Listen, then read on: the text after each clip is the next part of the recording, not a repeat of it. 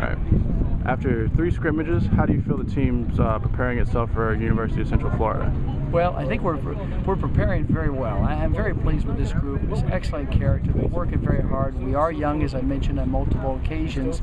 Our goal has been to improve on leadership, or to improve to grow in maturity, and to handle our responsibilities. And this group is really trying hard to achieve in all three of those areas. We're going to need every day to prepare for this coming week and a formidable opponent as an FBS school has, but I feel like our team's on the right track.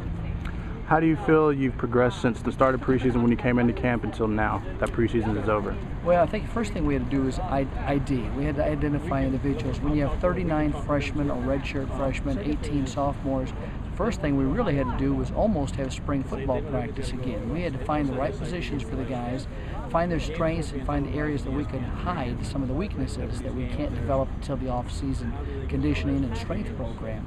I believe we did a good job of doing that. We narrowed down after 2 scrimmages our travel squad, and our goal today was twofold. Number one, to narrow down who our starters and the number of repetitions others would play in the game next week.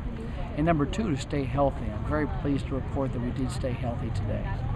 How do you feel the team is mentally preparing itself for the Central Florida game?